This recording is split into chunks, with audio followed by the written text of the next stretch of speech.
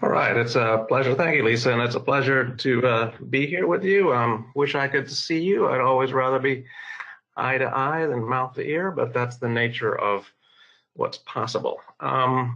So what I wanted to spend some time talking about today, and feel free to jump in with questions at any point. So I would prefer if you'd use the chat online. It's easier to manage, and that Lisa's promised to kind of monitor that and jump in as you have questions. But what I want to do is talk a bit about opportunities with the cans, opportunities and how you might think about things that you could use to work for what you do. So I'm really happy that we can have this meeting because, as you all know, you're important, right? And so the way I start every single training when I'm actually training people to do the cans is I always remind them that they have choices, and that the choices that people make and influence what happens in their lives. The choices that you make personally define you as a person, and the choices that you make professionally define you as a professional. And so you have choices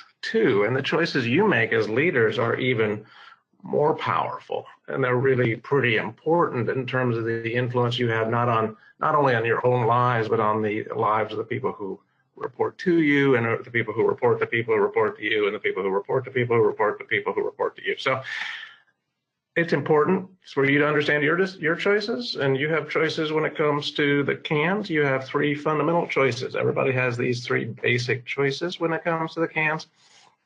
You could view as a form.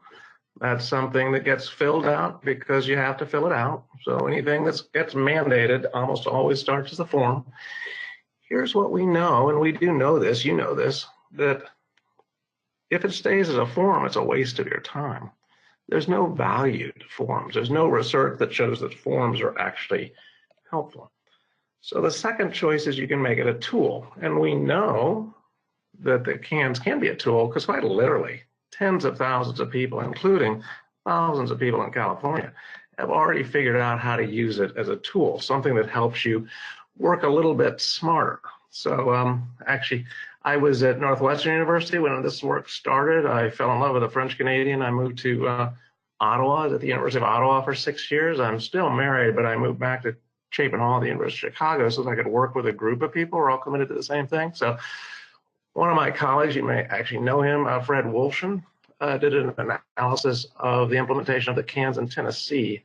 And one of the things he found was that being effective is less work than being ineffective. So actually working smarter is easier than working harder. So we know that cans can help that if you choose. The third choice is it's a framework. So the cans is the only theoretically driven approach to outcomes management currently in existence. It actually is designed to be the work because, in an information culture, and we do in fact live in an information culture, there's no longer any excuse for the work and the documentation of the work to be two separate things. Many industries have figured it out.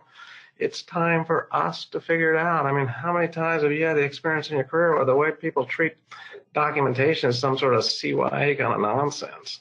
There's no excuse for that. There's no reason why that has to be. So the theory behind the cans is how do you actually make the work and the documentation of the work exactly the same thing?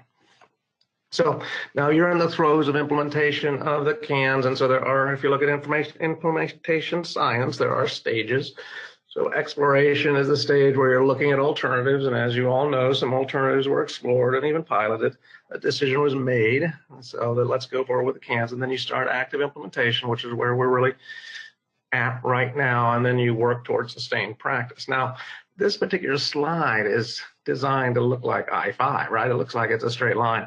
That's not always true. Sometimes, of course, implementation processes are more like a cloverleaf or even a traffic circle. So the exploration phase never ends. So I guarantee you that the minute there's a new governor, there'll be another movement to say, okay, well, are there alternatives that we would prefer? So that always happens. That will always happen. So there's a bit of a circular piece to this. And successful change, regardless of what that change is really kind of staying on the course, which is extremely difficult in complex environments. Dr. Lyons, if you would advance your slides. I think we're still on the first slide. Oh, I have advanced them, so. So I'm Okay, on. are folks on the webinar seeing the slides advance?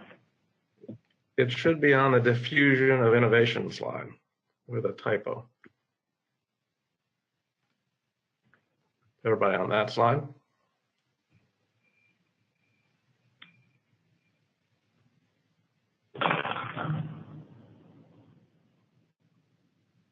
Can somebody type in and let me know if you are seeing Dr. Lyon's slides? It should be diffusion of innovation with diffusion misspelled with a double N. Sorry.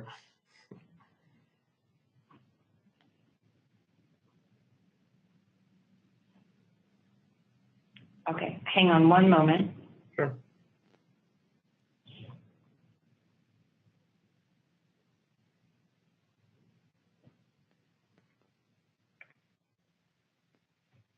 Well, that's changing. There we go. There we go. Good. So are you operating the slides or am I?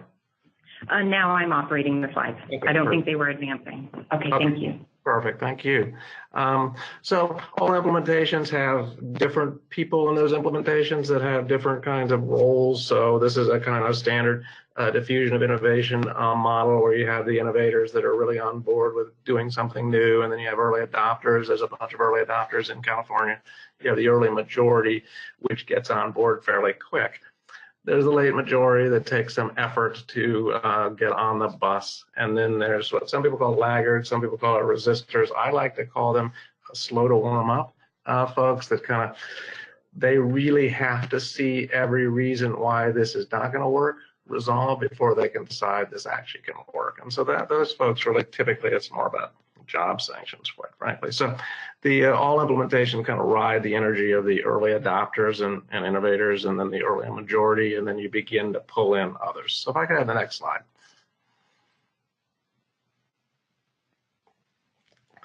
So the theory behind the CANS is called Transformational Collaborative Outcomes Management. It was first published in 2004 in a book I wrote called Redressing the Emperor, and it was originally called Total Clinical Outcomes Management. And the reason why we called it that then was that the debate at that particular moment in time was between outcomes and quality management. And a lot of people believe that you can manage process to get to impact. It's pretty much resolved that that's not possible unless you really, really know the relationship of process to impact. So almost nobody buys the concept of just managing quality as an effective system management strategy. So everybody's going to move to the notion of outcomes management. So we renamed it in 2014 to highlight how this approach to outcomes management is actually different from other approaches to outcomes management. So if I could have the next slide. So transformational means it's about personal change. That's not insignificant. So I don't know if you know this, but the states that do the worst job of unnecessarily removing kids from their families to put them into foster care, that those states actually have the best national outcomes for return to permanency. And that the states who actually do the best job of not unnecessarily traumatizing kids by removing them from their families actually have the worst national outcomes for return to permanency, because they're only taking the kids that are the hardest to return. So status at discharge is not an outcome in a transformational system, because you create a perverse incentive to take on the least challenging cases if you want to achieve a status at discharge outcome. There's actually a large body of research in behavioral health, and it grows actually sadly every day, that shows that the people who get the most out of outpatient behavioral health interventions are typically the people who need them the least. Yalom even called them YAVAs, young, attractive, verbal, intelligent, successful. You know why we've come to the conclusion that the people who get the most out of our help is the ones that need it the least? Because we've used status at discharge as an outcome. So if your outcome is in the normal range, you're using a norm-based measure, and your outcome is, can I get them in the normal range? Who's the most likely to leave treatment in the normal range? Well, actually, the people who start treatment in the normal range, right? And so you get this false incentive again. So if you actually look at personal change, the people who get the most out of our help are actually the people who need us the most. Collaboration is the second key, and we'll talk a lot about that later, but collaboration is all working together. One of the things that's been really impressive about California's work is how collaborative the different sectors have been at the leadership level in terms of thinking about how can we come up with a common language framework so we can learn to more effectively work together at both the child-specific level, but also at the system level. And I have a colleague, Carl Dennis, who was one of the first people to implement wraparound in urban settings. He used to call collaboration unnatural acts between non-consenting adults, right? So there's no easy way to collaborate, right? So it's an ongoing process. Outcomes means it's relevant to the work that you're trying to do. That's why there's a little bit of a difference between the CDSS version of the CANS and the behavioral health version of the CANS, and that's why there's a little difference across counties sometimes, where some counties add additional items because they're looking at different definitions of what the impact should be. And then management's the hard part. Management is how do you actually drive a documentation process into practice to inform that practice and to support creating more effective practice. Can I have the next slide? So the foundation of TCOM comes from the following observation. So 2009 was the first year that over 1 million children and families were described with this approach around the world. This past year, we're thinking it's upward of somewhere between 5 and 10 million different families were described with this approach around the world, so it's pretty commonly used. There are statewide implementations now in 38 states, some of which have been going on for more than a decade. There are implementations on every continent except Antarctica, so I'm not optimistic about an Antarctic implementation, not even excited about it. I mean, I'm not even sure there's kids there, but regardless, there's a lot of use. And so I had the privilege of working with a lot of people in a lot of places. And I've been struck by 3 vivid and global experiences everywhere I've been. Number one, there's a lot of really good people who work in the child serving system. You know, it's truly the work of angels. It's hard work. You don't get paid much. You sometimes get vicarious trauma. But as you all know, because you know them, there are some really incredible people who work in our field. Our human capital is actually amazing. Number two, we know a lot. We know a lot about how to raise kids. We know a lot about how to educate children. We know a lot about how to address behavioral, emotional, developmental, educational challenges with the kids. We know a lot. And number three, despite the fact that we have a lot of good people who care, and we know a lot about what should be happening in the lives of our kids, it's really not the case that we've been able to create consistent systems, consistently effective systems. Why is that? Why is it, despite the best efforts of good people who care, who have access to an enormous amount of good information, what makes it so difficult for us to create consistently effective systems? Well, there's really 3 things in our theory that have gotten in the way of us actually achieving that. 3 things that have prevented us from realizing the full potential of our amazing human capital. Number one is we're managing the wrong business. No business is ever successful when it manages the wrong business. Go to any business school in California, ask any faculty member of any business school, hey, I've got this business, I want it to do this, but the way I'm going to manage it is to have it do that. Is that going to work for me? They're going to say, no, that's actually stupid. If you want to have an effective business, understand what your business is and manage your business. So this slide shows Gilmore and Pine are a couple of economists. They've ordered the kinds of businesses into 5 different things. And so my question to you is, what actually is your business? So you've got to be one of these. And the question is, which are you? So they've ordered it in terms of how difficult it is to manage. So the easiest kind of business to manage are called commodities. Those are raw materials, fruits and vegetables. The California economy was originally designed based on commodities. That's the primary business. It's evolved since then, but that's originally. But our kids are not commodities, right? So sometimes, particularly kids from disadvantaged backgrounds, they get treated like commodities. That's just wrong, you know. So people don't exist so we're fully employed. We're employed because we're employed to help people, right? So the next type of business or products, that's when you take a commodity and produce something more readily accessible. So I'm in Idaho. I'm in Boise, Idaho. Just met with judges yesterday. But I got up this morning. I had cornflakes for breakfast. That's a product. Corn is the commodity. Cornflakes is the product. thought about the Fruit Loops, couldn't identify the commodity, decided, okay, I'm going to stick with the cornflakes. So we're not in a product business. Services. Now we talk about what we do as services. We organize and finance what we do as services. We manage and supervise what we do as services. Many of our code agencies have the word services in them. Many of our community agencies have the word services. I'm sure there's not a single person on this call who has spent a single day of your professional life without using the word services in a full sentence. But are we actually a service system? Let me define for you what a service is, and you tell me whether you're a service. A service is when you hire somebody to apply a product for you. That's what a service is. So a service is like a dry cleaner. It's like a butcher.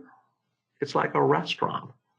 So are you a restaurant? Is the public child welfare system? Is the public behavioral health system? Is the public juvenile justice system? Are they restaurants? Is that what providers are providing restaurants? So think how a restaurant works. You get your space, you fill your space with tables, and the job of restaurant management is to fill your caseloads. I mean, your tables. And if you got a wait list, I mean, if you have people standing outside the restaurant, you can actually leverage greater investment in your, I mean, you can build a bigger restaurant. So is the system about spending time with people?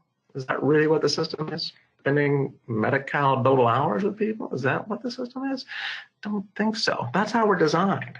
And that ends up the fundamental corruption of the system. That ends up the thing that makes it so difficult for us to achieve real success, because managing things like services when they're actually not becomes problematic. So the next kind of business or experiences, that's when you're purchasing a memory. So I don't know if you know anything about me, but I'm binational. So I'm an American, but I'm married to a Canadian. And I travel constantly. And the only way my wife and I can be together for more than 240 days in any calendar year in North America is if one of us has immigration status. So I am, in fact, a landed immigrant in Canada. So I don't know if you know anything about Canadian immigration, but I'm forced by statute to mention hockey in every public appearance. So if you go to a Sharks or a Kings game, what are you purchasing when you're purchasing hockey tickets or college football or a concert or theater? You're purchasing an experience. You're purchasing a memory. If you load up your family and fly them to Disney World, what are you purchasing? You're purchasing an experience. The Disney Corporation, probably the best known company for selling experiences. But I was down in Orlando actually last year, and I did notice there were some parents purchasing the wrong experience. You know, they're taking their kids when they're 3 or 4. You're purchasing a pain in your butt. You need to wait till your kids are 9, 11, 12. You know, they'll remember everything at 12. They'll remember nothing at 3. So is consumer satisfaction our business? Is that what we're about? No, I don't think so. I mean, that's important. So or do our kids think we're cool? Do our parents like us? Do judges like us? You know, that's important, but it's not really why we exist. So the final and the most difficult kind of business to manage are businesses in which the purpose of the business is to help people change their life in some important way. And I would argue that's our business.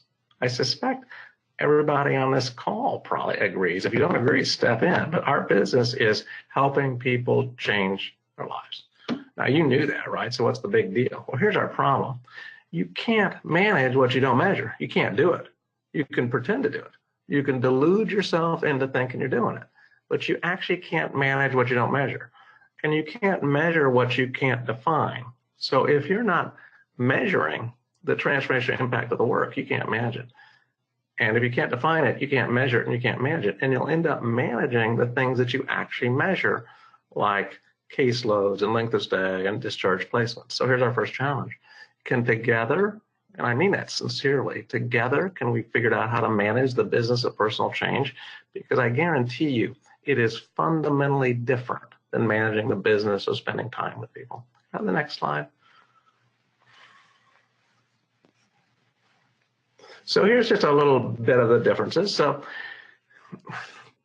in a service system, there's a built-in conflict of interest for providers, because assessment, the only reason you have an assessment is to justify service receipt. And I'm sure you've heard people talking about justifying service receipt. So that's a conflict of interest. It's fundamental, which doesn't exist in a transformational system. So, you know, this is a kind of sometimes an elephant in the room, but I was trained So I'm trained as a clinical psychologist. I was trained to pick the diagnosis that was least stigmatizing and most likely to result in reimbursement. It was not an implicit training. It was explicit. The way it was explained to me is you couldn't trust those bastards who were paying the bills to do the right thing, that you were actually morally justified to misrepresent people clinically so that you could draw down resources. You could help anybody. You just had to come up with a reason why you could help this person. Two problems with that. Number one, it's fraud. It's fraud to misrepresent somebody so you can get paid or your organization gets paid. That's fraud. And number two, it's destroyed trust. So we have a real crisis of trust in our system. We don't trust each other, and that gets in the way. And so providers sometimes don't trust counties. Counties don't trust providers. State doesn't trust counties. Counties don't trust the state. Parents don't trust us, right? So it's youth don't trust adults, right? So you have all these folks, and we have to rebuild that trust. And so how do you actually do that? Well, so that's a problem. That's one of the classic problems of service system thinking. In a transformational system, it's a very different way of thinking about it. You're actually thinking about how do we best be effective? And so there's no conflict of interest, because the best way to be effective is to accurately understand somebody. You can have problems with supervision. So supervision of the service system is a compliance activity. So if you look at time and motion studies of the supervisors in your jurisdictions, they spend most of their time making sure people are meeting their production standards or that their documentation is audit proof. Remember what the business is. The business is helping people change their lives. So one step removed, it's already become about something else. In a transformational system, supervision is about teaching. Because if the orientation of the system is about being as effective as possible, your supervisory level is in the best opportunity to help people learn how to be effective. You can use technology for compliance. You actually don't need people, but you need people for teaching. Managing productivity changes, so you can switch from a caseload management to a workload management. We'll talk a little bit about that later. The incentives flip. In a transformational system, you're actually incentivized to take on the most challenging cases. In a service system, if the business is spending time with people, who do you want to spend time with? The depressed and anxious but somewhat insightful young person, or the psychotic young person with an antisocial overlay? Let me think about that for about a split second, right? So did you know there's psychiatric hospitals in the United States that are refusing to admit people because they're too dangerous? I mean, what's that about? I mean, that's the role of a psychiatric hospital. But if the business is filling your beds, well, you don't really want to fill your beds with dangerous people, do you? So you have to switch those incentives. It's a major problem that comes directly out of service system thinking. And then finally, the third problem is really the thing that introduces the second major challenge that we have, because service systems are typically about doing the same thing cheaper, whereas transformational systems are about getting more and more effective. But one of the impact of that is that, so in a service system, if you have a compassionate state leadership, in a service system, if you conceptualize it as people spending time with people, then what's the most important characteristic of a service system? Well, the most important characteristic is access to care. So you'll see a lot of arguments about access to care, because people who pay for things want less access to care. People who get paid want more access. Oftentimes family and youth want more access to care. So there's this conflict based on access to care.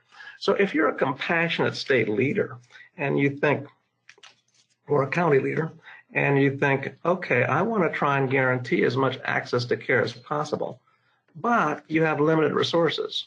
How do you pull that off? Well, here's what people do, is you make sure that the people who spend time with people are actually the least experienced, lowest paid people in the system.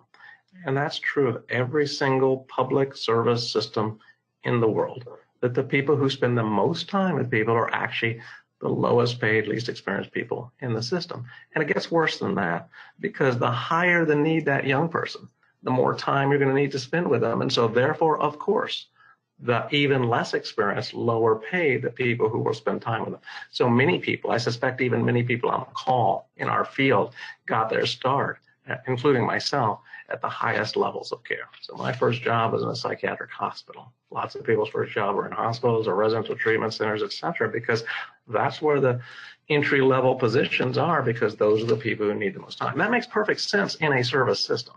one wonders whether it actually makes much sense at all in a transformational system. But it has created a challenge for us. It's created a challenge. We have a problem of expertise. So there is stuff we know. I mean, whatever we agree, hopefully everybody agrees there's stuff we know. You know, I'm an old hippie, so I call it collective wisdom. If you're more postmodern, you could call it knowledge base or whatever, but let's just say there's stuff we know. There is stuff we know. I think most people would agree. If there's not stuff we know, we should just all get off the call now because there's nothing we can do to be helpful. But anyway, there's stuff we know. The question is, how do you take that stuff we know, collective wisdom, and move it into the room with people who are earnestly seeking to develop their expertise, to develop that a little bit faster? So hopefully, some of you may not be familiar with the 10,000 hour rule. So that's Malcolm Gladwell made it famous in his book Outliers, but he's not the guy that discovered it. The guy that discovered it is a cognitive psychologist named Anders Ericsson. And Ericsson has shown that if you want to be outstanding at anything, regardless of what it is, you have to spend at least 10,000 hours doing it with feedback. So to give you a simple example, I grew up in Speedway, Indiana, but I've been living in Ottawa, Canada. And if you don't know anything about Ottawa, Canada, the one thing you should know about it is it's cold. So it's actually Ottawa, Canada, Ulaanbaatar, Mongolia, and Reykjavik, Iceland are always in competition for the coldest capital in the world. So I think we won last year. Woohoo.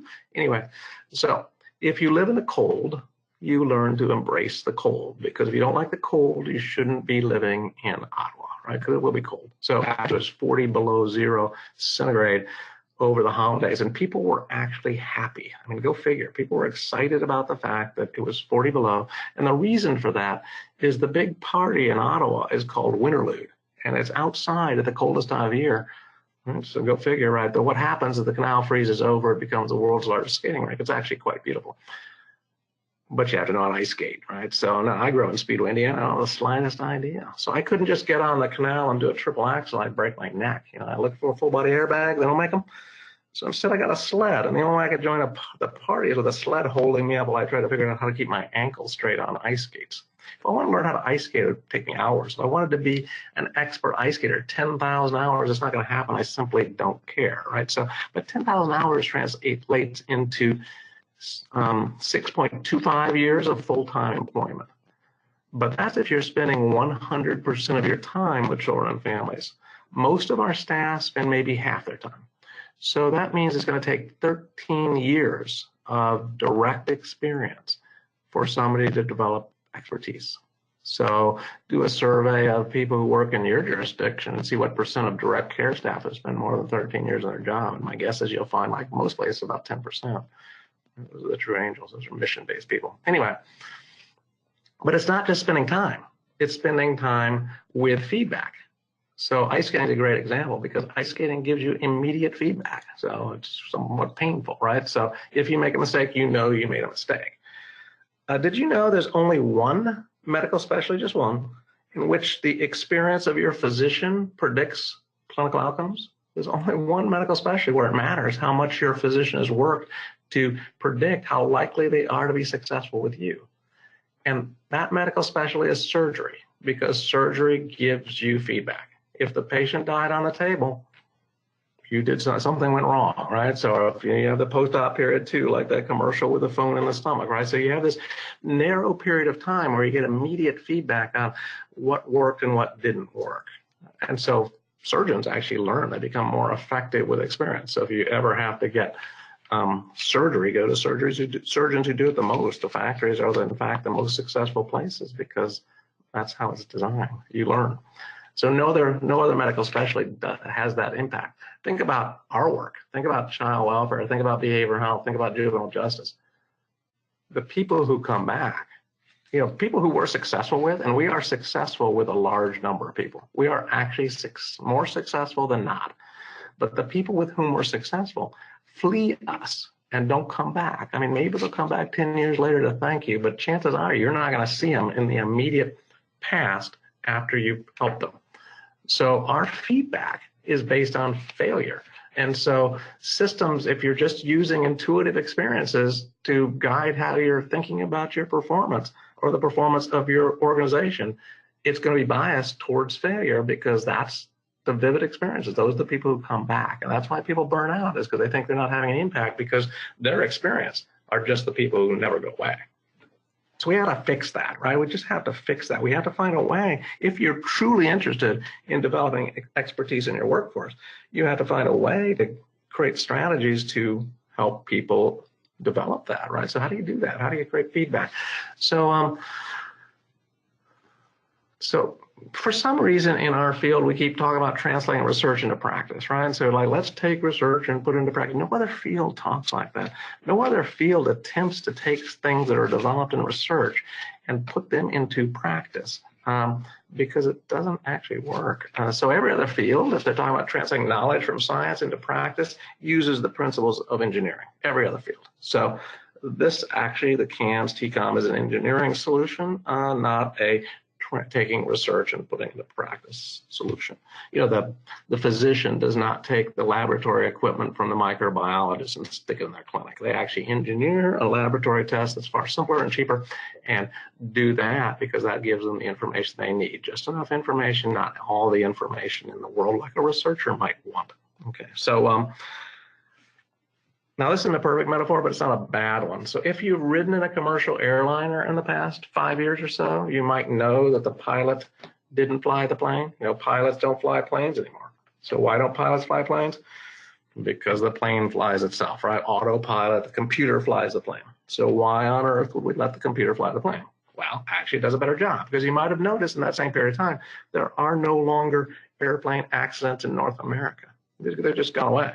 Because what we learned is that the collective wisdom of how to fly a plane is actually greater than the individual wisdom of any given pilot. Together, we know way more about how to fly a plane than any given pilot could ever possibly know. So it makes perfect sense to engineer the plane to fly itself. So pilots basically push a button to take off, push a button to cruise, push a button to land, and they basically handle communication, and they're really just sitting there in case something bad happens. That's the pilot's role, is to be there in case something bad happens. So, and as you may have read about last year, there was or maybe it's early this year, a horrific experience of that passenger being sucked out the window. That's something really bad that happened, and at that moment, the pilot took over and she flew the plane and landed it. That's what pilots' roles are. Now, do pilots like autopilot? No, they hate autopilot, right? It makes their job boring. So why didn't the pilots union step up and say, you're destroying the quality of our working environment by forcing to do this boring autopilot? They could have, they didn't. Why not? Well, it wasn't about them, was it? It was about the primary outcome of the airline industry, which is safely moving people from point A to point B. So is there anything from that metaphor that might be relevant to us? Do you think the collective wisdom of how to work with children and families might actually be greater than the individual wisdom of any given person, regardless of your degrees or experience? Well, yeah, I mean, it's really hard to believe that any one of us knows more than all of us. So here's our challenge. Is there some way of taking that collective wisdom and putting it into the room with the people we are serving to help people who are honestly seeking to develop their expertise, to develop that expertise a little faster? And then the final challenge is the fact that what we're doing is not the same thing as managing a plane. Can I have the next slide?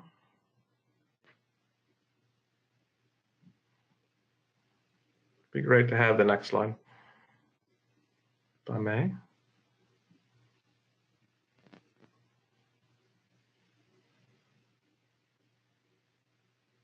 All right. It comes from the fact that there's, system theory says there's two kinds of systems that you need to think about. So there's complex systems and complicated systems, and they're similar, but they're different. So a plane is a complicated system, and your work is a complex system. And there's similarities, but there's also different. So where they're similar is both a complicated system and a complex system have a lot of moving parts. A plane has a lot of moving parts, and your work has a lot of moving parts, particularly if you work in justice and child welfare. Those are the most complex systems in the world. But is also different, because in a plane, you know, the moving parts, like for instance, if you might have noticed recently, if you go on a landing that's the plane landing itself, it's a little bit rocky as you go in. It kind of adjusts, the plane goes back and forth a little bit side to side. That's because the gyro, which is measuring the position of the plane, is talking to the wing flaps. And as the wind and other factors shift the position of the plane, the gyro then communicates with the wing flaps. The wing flaps change to get that position back on course, right? So a person landing is smoother than the computer because you feel the conversation between the gyro and the wing flaps. The difference between a plane and our work is that wing flaps don't have bad days. Wing flaps don't have trauma triggers. Wing flaps don't have different theoretical orientations. Wing flaps are not resistant to treatment, or whatever you want to call it, right? Wing flaps are 100% predictable. So it's easy to engineer the relationship, the conversation between the gyro and the wing flaps, right? Because it's 100% predictable. If you build a good wing flap, you know how it's going to perform. In our work, we're dealing with human beings, and human beings are not 100% predictable. Go to the next slide, please.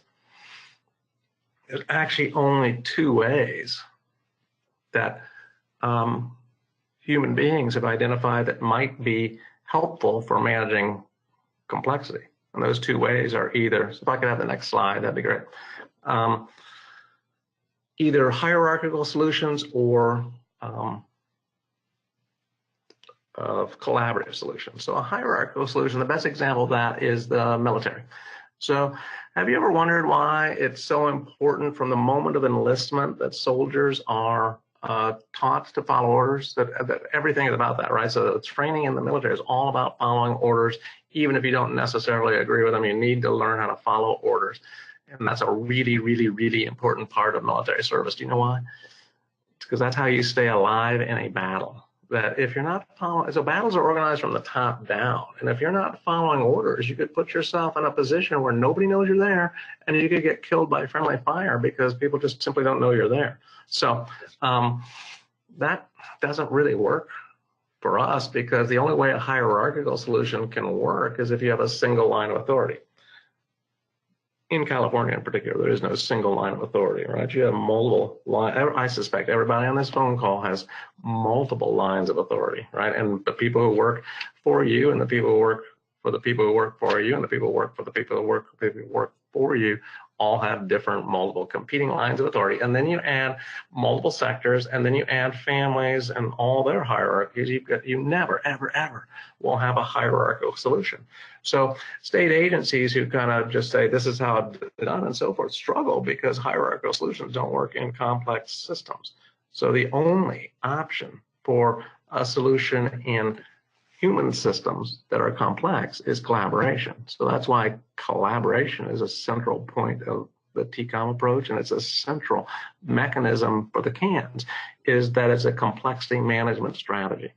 So I'm sure you've noticed that people disagree with each other, right? So that's a very common thing. So a parent and a foster parent disagree, a foster parent and a caseworker disagree, a caseworker and an outpatient mental health therapist disagree, an outpatient mental health therapist disagrees with a hospital-based mental health therapist who disagrees with a residential treatment-based mental health therapist. What's that about, right? Who disagrees with a probation officer, who disagrees with a teacher, a teacher disagrees with a parent. I helped raise 4 kids. I guarantee you, I sometimes disagreed with them, right? So you have all these different people, they all disagree, right? So what does that mean? So, I mean, that's not a problem, actually. That's the reality of a complex system. So what does that mean? Well, it means the essence of our work, regardless of what sector we work in, and regardless what level of the system we work in, the essence of all of our work is dispute management. It's conflict resolution. It's getting everybody on the same page. And so that's collaboration. So what does that mean? So is there any collective wisdom on conflict resolution? Well, yeah, I mean, there's entire professions, you know. So here's the existential question of the day. Why do lawyers exist? Why do lawyers exist, right? So I was in London last year with actually almost 2 years now, with my wife. It happened to be her birthday, and she shares her birthday with William Shakespeare. She wants you to know it's a different year, but the same birthday. Anyway, we went over to the Globe Theater, and so, you know, now this is 2016, right? So it's Twitter Shakespeare at this point, right? So you can buy coffee mugs and T-shirts with his famous quote. So one of his famous quotes, you may have heard it, is "First you kill all the lawyers," and that's oftentimes portrayed as an anti-lawyer quote. But if you actually read the play, it means exactly the opposite, because in the play it's answering a question, and the question is, how do you create a totalitarian state? First, you kill all the lawyers. Because in a totalitarian state, the state resolves all conflict, usually in favor of the state. In our culture, citizens have a right to participate in the resolution of conflict, and lawyers represent citizens at that platform. So we know a lot about how to resolve disputes, but if you distill it down to its simplest concepts, there's two fundamental principles. First, you have to have a shared vision. You can't resolve a dispute without a common vision. It's not possible. You can't do collaboration without a common vision. That's because collaboration is, in fact, dispute management. So that's why we have laws. So the reason why civil societies have laws is it creates a common understanding of our expectations of each other's behavior. And that's what we use to resolve disputes.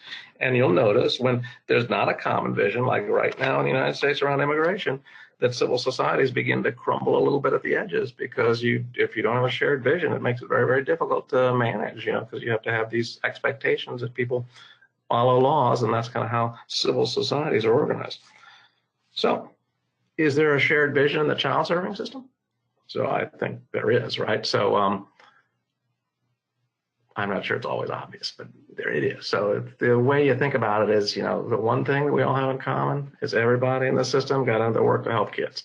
So that's the shared vision. So you see up here the collaboration framework in TCOM. So this is how we think about collaboration, that there's values, there's interactional components, and there's structural components.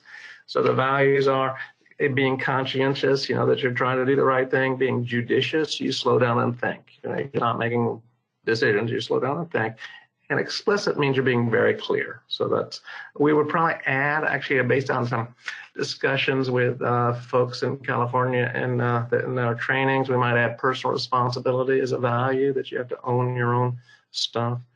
There's interactional components too. So how do you interact with others? Well, respect is fundamental. So this is a big deal in the public sector, because many of our families haven't felt respected by the system.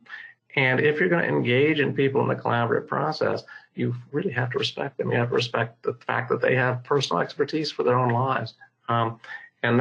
So one of the things that happens when you're first learning how to do the CANS properly is you'll discover it's a real engagement strategy, because sometimes it's the first time families have ever done assessments with people, because they've really only had assessments done to them. And having an assessment done to you is unpleasant, particularly if its experience is judgmental and pathology focused, or danger focused, or criminogenic focused, right? So if you create this collaborative relationship, you do have to respect people's perspective and opinion and what they bring to the table. Ability to listen is fundamental. Interaction, being able to not just jump to conclusions, being open to different perspectives. So, our mantra is speak your truth, respect the truth of others, find a common understanding. So you do have to be open to the other people's truths. And trust. And so trust is probably one of our greatest challenges, because we have a history that's kind of worked at cross purposes to that trust that we need to figure out how to overcome. And then there's actual structural components, and that's what do you do? And so clear roles and responsibilities, different people do different things. Communication is fundamental, that you have to be able to communicate the shared vision. That's what the CANS is. Participation. One of the complaints people have is, school. People say the schools don't show up at the child family team meeting, and schools say, well, people don't invite us in the right time frames and that kind of stuff. So getting everybody together, actually getting everybody's input, giving everybody the opportunity to share is an important part of that, and that's structural. Transparency, creating some transparency with everybody so everybody sees what everybody else is doing, that builds trust. Shared decision making, which is not necessarily always making decisions as a consensus, but listening to other voices before a decision is being made. Use of feedback, so that's actually getting feedback from folks. And then really essential to this is the awareness of real world limitations. So this is one of the bumps ups that we have sometimes with wraparound. When more radical wraparound of just about the family's voice, that doesn't work in child welfare. It really doesn't, because child welfare has some responsibilities that certain things have to happen in certain times, or you can't get people's kids back. And it doesn't work in justice, because you have certain responsibilities outside of family. You have responsibilities to other fellow citizens, to communities, to keep people safe. So the recognition, that awareness of what are the real world limitations of collaboration is fundamental. Can I have the next slide? So the basic concept then is we're trying to create an opportunity for people to say, okay, let's use the shared vision to help, which is the CANS. So the CANS is the measure of the shared vision. Let's use that in order to facilitate system change by approaching this collaborative management of the personal change process. And the way you do that is you have a process to generate the shared vision, that's the CANS, and then you use that in a variety of different ways to support. Leadership is critical to that, because it's your decision about whether you support this kind of transformational change or don't pay any attention to it, or actually work at cross purposes to it, will influence your jurisdiction's experience of this approach. I mean, this is going to sound horribly arrogant, I'm sure, but it's also true that people who complain about the CANS, it's because they don't understand the CANS. And so we've implemented this in so many different places with so many different people. We know you can do it, and we know it can have value. But we also know if you choose not to use it, it's not very useful. So I collect phrases that I find simultaneously stupid and profound. So one of my favorites is, if you use it, it's useful. That's stupid and profound. It's like, you don't know what you don't know. Stupid and profound. All right, can I have the next slide?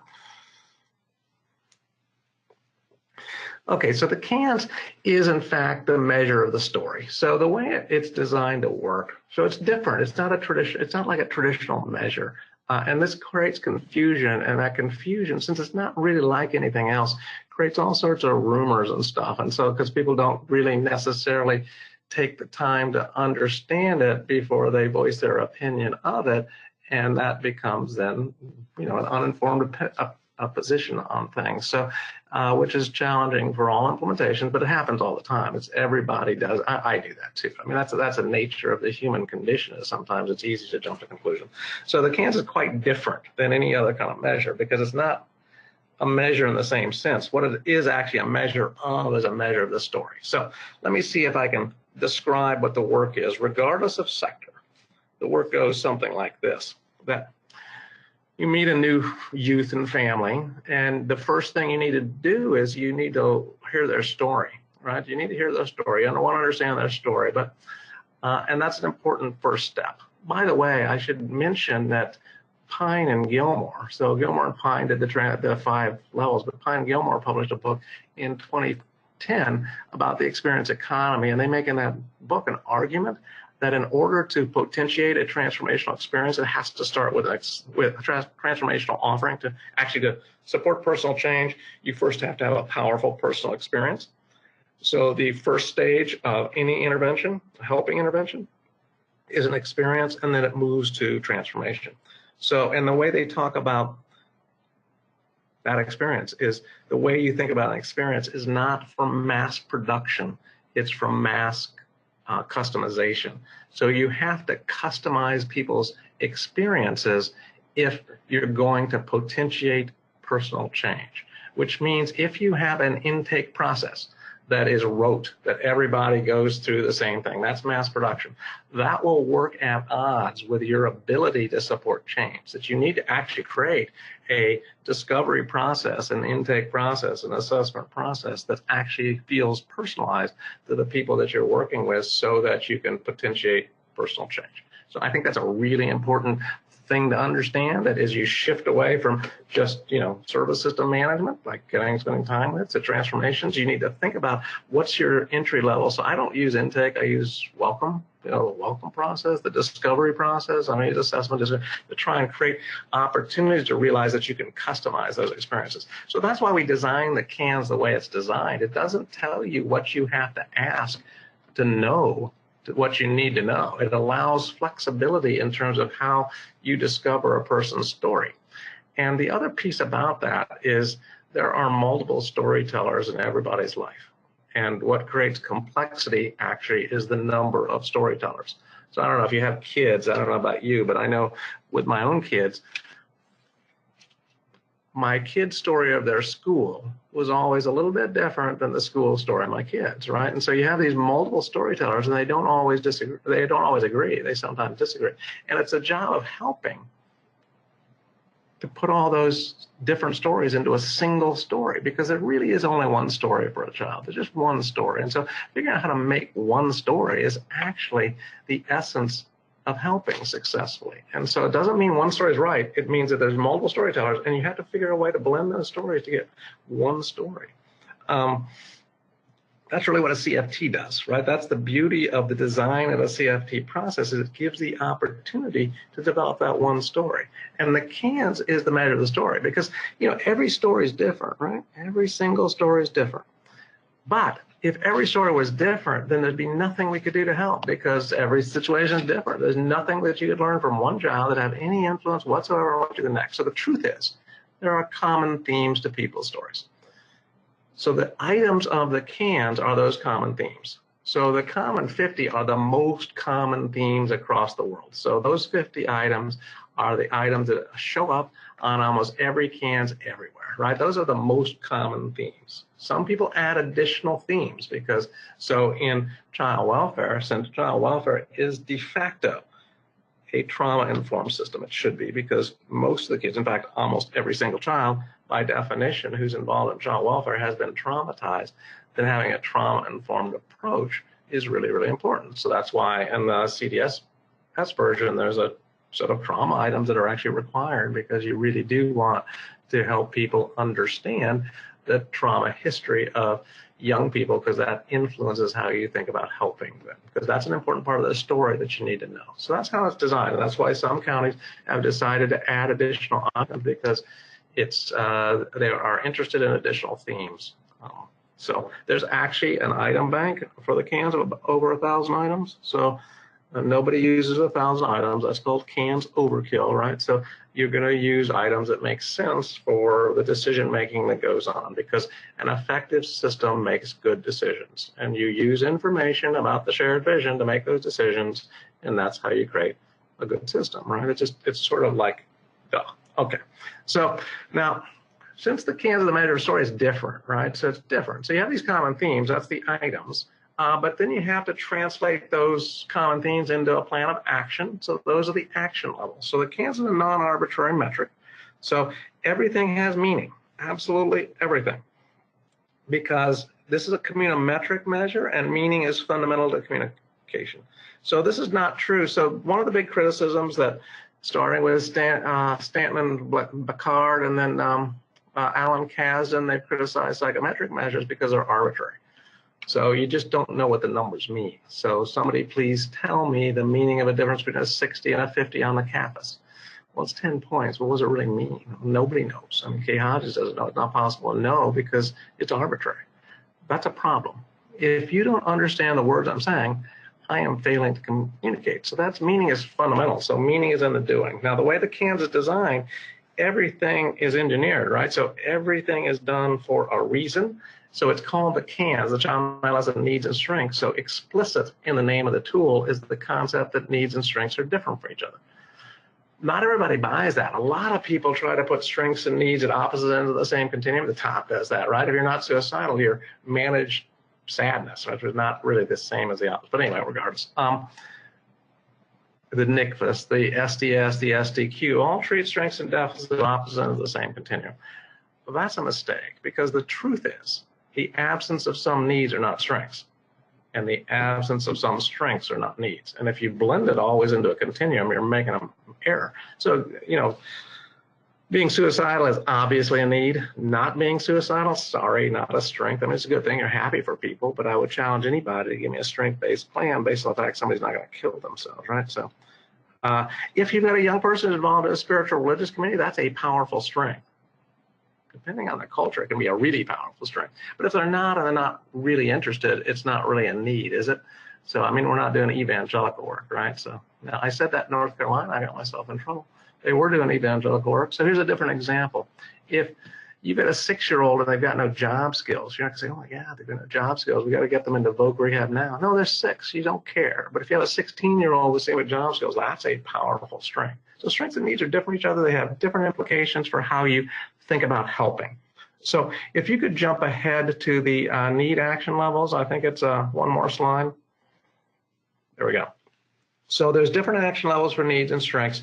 You'll find that the folks who train on this, and I would actually encourage you to consider being trained on this. So the best TCOM systems are the ones where everybody's trained, because if this is in fact our common language, then everybody in the field should learn the common language if you're going to have an effective system, but that's your choice, right? So the needs are typically the easiest thing to learn. So almost, because we've been engineering needs for years, right? So everybody who helps people, when they listen to the stories, they think to themselves, oh, I don't need to worry about this, or, ooh, maybe I should worry about this, or, oh, we got to do something about this, or, oh my goodness, we really have to do something about this because it's either dangerous or disabling. That's the need action levels. 0 is no evidence. 1 is watchful waiting prevention. That's related to suspicion, contention, or history. 2 is action. That means the need is interfering with somebody's functioning. Could be anybody's functioning.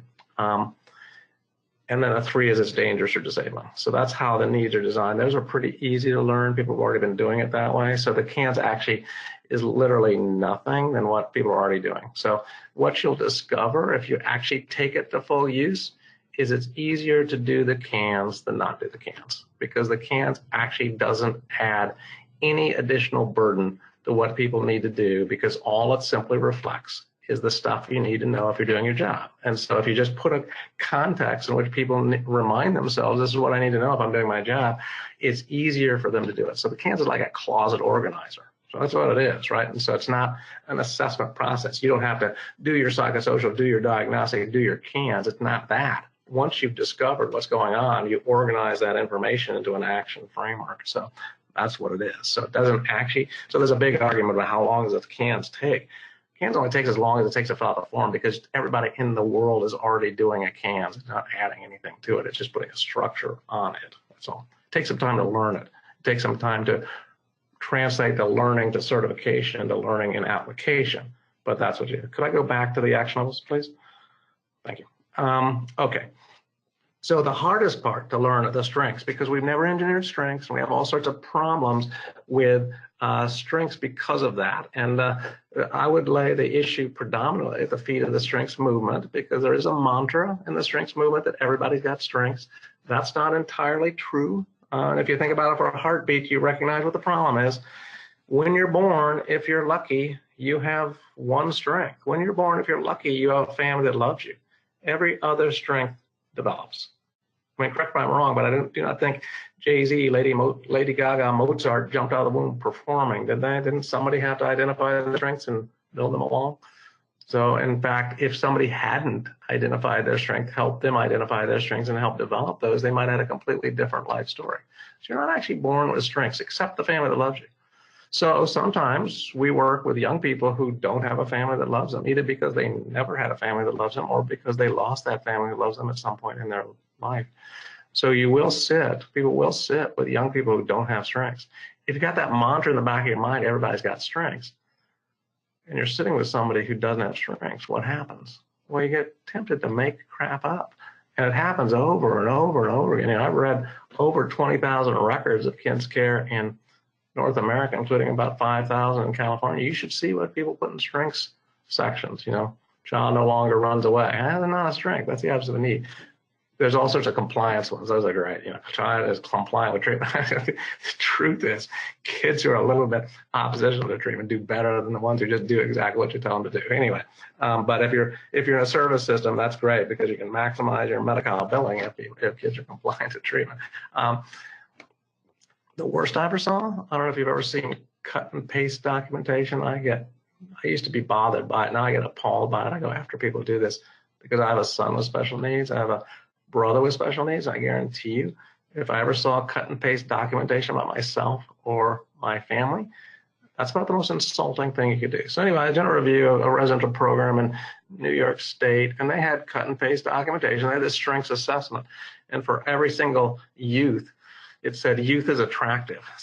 What does that mean, right? I mean, either they had a very strange admission criteria where they're only accepting good-looking kids, or they have this kind of kumbaya and everybody's beautiful. I buy that, everybody's beautiful, but that doesn't help you individualize care. So we've devolved. Our strength-based system has gone into just saying positive things. And so you will have people in the state of California who think that being strength-based is saying positive things. But that's just making crap up, right? And I would go so far to say that's dangerous. That's cruel, because what we've learned in the collaboratives, I don't know this, but you're joining a collaborative. There's literally tens of, well, hundreds of thousands of people who are doing this work around the world, and they share everything. Everything's free. You can have it if you want to. If you choose to use it, you're welcome to use it. You know, of course, don't have to use it. You can choose not to, but it's there. It's free. You can have it. But anyway, one of the things that we've learned in the collaborative is one of the most powerful outcomes in child welfare, one of the most powerful outcomes in behavioral health, and one of the most powerful outcomes in justice is building strengths. Not using strengths, building strengths. And so if you fall into the trap of, I'm strength-based, I say positive things, you're going to want to give everybody a 0-1 on the strengths. And that's not helpful, because the most powerful thing we can do for young people is help them build strengths. So I'll give you a simple example of a strength building intervention. We had a transitional program, young guy, they're doing the process to generate the cans. They're talking about strengths. They ask him what he liked to do. He said he liked to hang out with his friends. That's neither a talent or an interest unless you're making stuff up. So they asked him another question. Sometimes it works, sometimes it doesn't. In his case, it was spot on. They said, what do you like to watch on TV? Well, it turns out this kid liked those, you know, the oxymoron of competitive cooking, those testosterone-infused cooking shows, the Iron Chef, you know, Hell's Kitchen. Yeah, so, okay, now you move from a 3, I don't have any idea what this guy likes, to a 2, oh, that's interesting. You've identified something now. He likes cooking. And then somebody followed up, and that's actually what this is about. Somebody followed up. They helped him get into culinary school. And you can get into culinary school no matter how derailed your previous academic experience is, because it's a different kind of learning. So 2 years later, he's got a centerpiece vocational strength just because somebody asked him, what do you like to watch on TV? And then followed up. I don't know this, but I'd be willing to bet the rent money that him becoming a chef is going to have far more profound implications than any epiphany he may ever had in a psychotherapeutic moment. Because there is collective wisdom about adult well-being. There's stuff we know about adult well-being, and adult well-being is about having meaning in your life. And there's actually only 4 pathways to meaning for all of us. There's people in our lives, family, friends, people. There's your job. So you're not paid nearly what you're worth to society, but you're paid in meaning. And the meaning of what you do makes you far richer than people who make more money than you. There's things you do outside of work. So maybe this is your square job. What you really like is ballroom dancing or bass fishing. I don't know. But anyway, so there's hobbies that you get much joy from. Then there's something larger than yourself. Those are the 4 pathways to meaning. Anything we do to help young people find one or more of those paths, the likelihood that they have sustained success is greater. So one of the mistakes I think that public behavioral health has made is saying we're in the business of symptom relief. No, you're not. You're in the business of well-being. And well-being is oftentimes not learning how to eliminate symptoms. It's learning how to live with behavioral health challenges, because the vast majority of people we work with will always have those challenges. But that doesn't mean they can't be happy, healthy, safe, able to pursue their dreams. So building well-being is also about building strengths. And we limit the impact of how we understand the impact of our work when we get so narrowly focused on symptom relief. It's really not our wheelhouse. It's not really where we get the most impact. All right, could you go back to the 6 key characteristics? Go back a slide before. So 2 of the core, back to the, one more back to the 6 key characteristics, right? Excellent. So there's the basic concept of the CANs within the TCOM framework is you're creating this shared vision by working collaboratively to come out all the stories in one. So there's 3 key characteristics that are about that. And then 3 characteristics, you're taking that shared vision and you're putting it into information science. So we've really talked about the information science components, the first 2, the fact that the items are relevant to treatment planning, and then the levels of the items translate into action. So you're creating this transparent relationship between the output of your discovery process and the input of your planning process. The third characteristic that is information science is the fact that you use a 30-day period. And it's not, did it happen in the last 30 days? Is it relevant in the last 30 days? That's how you think about the 30 days. I'll give you a simple example. Let's say you've got a guy, young guy, he's got a drinking problem. He drinks, he drives his car, he crashes, he ends up in the hospital in a coma for 30 days. And let's say you're charged with helping him plan his post-hospital care. You're going to say, hey, congratulations, he's been clean and sober for 90 days. No, he's been in a coma, right? Unless he's got some seriously enabling nursing staff, he has not touched a drop of alcohol in 90 days. But that means nothing, right? It means absolutely nothing. Wouldn't everybody in the world, including this young man in most situations, give him a 3 on substance use? He's got a dangerous substance use problem. And your job as he comes out of the hospital is address that so he doesn't drink and drive and kill himself or somebody else. So you use the, is it relevant in the last 30 days as the guidepost. The other 3 characteristics at the top are how do you create a shared vision? So, well, it's one story, right? It's the child story, and that story should be the same no matter where that young person is in the systems. It's a changed child, whether they're in detention, whether they're in a foster home, whether they're in with their family, whether they're in residential treatment. It's the same child. That story should be the same. So that first characteristic is how do you create that common language that crosses the system? Well, you make it about the child, not about the child in care. So the way you do that is you look at what people would be like without an intervention. So if you have an intervention in place that's a masking need, you describe the need and not the fact that you can manage. So give you a simple example. You got a young guy who runs away all the time. He violates his probation. He ends up in locked detention for 30 days. When he gets out, is he going to run? Well, yeah. Why didn't he run the last 30 days? Well, he's locked up. He can't run, right? So traditional measurement, you say, well, I see no evidence of wrong behavior in the last 30 days. That would be nonsense, right? So, because everybody knows as soon as those doors swing open, all the factors leading him to run in the first place come right back into play. So that guy could easily be a 2 or a 3 on runaway as he comes out because the last 30 days don't mean anything because he's been in detention, right? The next characteristic, and this is really important in California because you have such a wonderfully diverse state. You have a lot of different cultural representation. So you need, so the CANS is designed to be a common language, but at the same time, you need to be culturally sensitive. So a good system, a culturally informed system does 3 things well.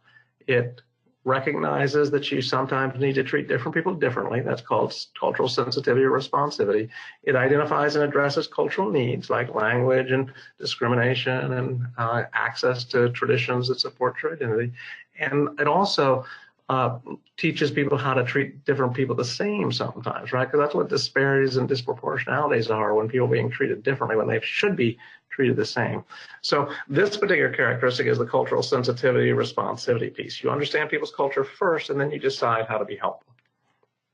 So simple example, you're working with a young person, a member of a Pentecostal church. They go to church and talk in tongues. Are they psychotic? No, it's part of their culture, right? So, but I don't know if you ever, my brother's Pentecostal. If you've ever been to a Sunday service of a Pentecostal church, it's like, I guarantee if you pluck somebody out of a Sunday service of a Pentecostal church and parachute them down into a psychiatric emergency department, you're talking psychosis, right? So that's what cultural sensitivity is. You understand the context, the cultural context, and you're reevaluating the circumstances. As another example, and this has happened many times in the collaborative. I've heard about it in double digits. I'll tell you the first time. So a young lady in Oregon, she was close to her grandfather. He passed. She was in treatment at the time. She told her psychiatrist that she was talking to her dead grandfather. He wanted to diagnose her as having a psychotic traumatic grief response and get her started on antipsychotic medication. Well, here's the deal. She was Native American. And in her culture, if you have a relationship with your ancestors, like some Christians talk about a relationship with their Jesus or God or whatever, right? So it's not like psychotic, it's actually cultural. And this is sort of a classic example of saying a European view of personal history and falsely applying it to a totally different worldview. So you understand people's worldview first, and then you decide how you can be helpful. And development, I don't know about you, I've never met a 2-year-old who didn't have anger management issues, right? So it's not really a relevant construct. So, but a 12-year-old is acting like a 2-year-old, well, that's a need. So there's a developmental context to all items. Every item except school achievement uses chronological age as a developmental frame. The collective wisdom there is Bernice Newgarden's off time in this construct, that we tend to intervene when kids are off time relative to same age peers. The one exception is school achievement. And for school achievement, you use developmental age. because you only want information that's helpful, right? I mean, you have to get information, but that information needs to be helpful. So if you use chronological age for school achievement, then every child with intellectual developmental challenge would automatically be a 3, and they'd always be a 3. That's not helpful because everybody can learn. So they just learn differently. So you can learn with an IQ of 50, you can learn with an IQ of 75, you can learn with an IQ of 175, you just learn differently. So you use developmental age for school achievement because you're asking, is this child learning according to their learning style? If they are, that's good news. Keep them in the plan. If they're falling further behind, that's bad news. You need to change the plan. And then the last characteristic about shared visioning, it's about the what, not about the why. And this is actually both for shared visioning. It also makes it easier to do. It also embeds it in the treatment planning process. So the way you can describe all helping interventions is actually 3 words that describe the process of all help. What, why, how, and then you come back to the what. So what's going on in the life of this child and family? That's the CANS. Why do we think this is? Well, that's the theory of change, right? That's fundamental to creating a good plan. And there are models within TCOM to help people get from the what into the why to get to the how. So the how is what are you actually going to do? And then you revisit the what. So there are some people who, for some reason, are saying the CANS is not an outcome. I don't quite follow the logic there. I've never been able to get a specification of why they believe that. But if you're successful with a family, shouldn't their story change? So if you're not changing the story, then what are you doing, right? And so if you're measuring the story with the CANS, then the why and the how is the art of the work, and the what is your initial planning and your outcome, because you should actually have changed the story and resolving needs or building strengths, and you see that change in the family story. So that's how it works as both a treatment planning and an outcome measure at exactly the same time. So there's a lot of experience that around the country. So, all right. The other reason this is helpful is this is a consensus-based approach. The expectation is you're doing this as a consensus, including the youth, including the family, including other professionals. And it's a lot easier to reach consensus on the what than the why.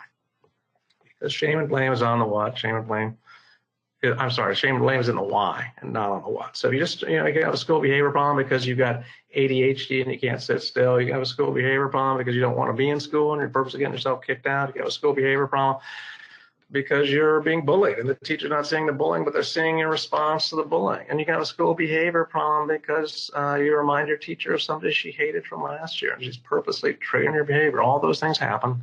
All of those are actionable school behavior problems. You're just starting out with, do we need to do something about school behavior? Right? If you do, then it doesn't matter why at the moment of the CANS. It matters enormously why as you convert the CANS into the plan. All right? So those are the 6 key characteristics. If you could have the next, I think, 2 slides down.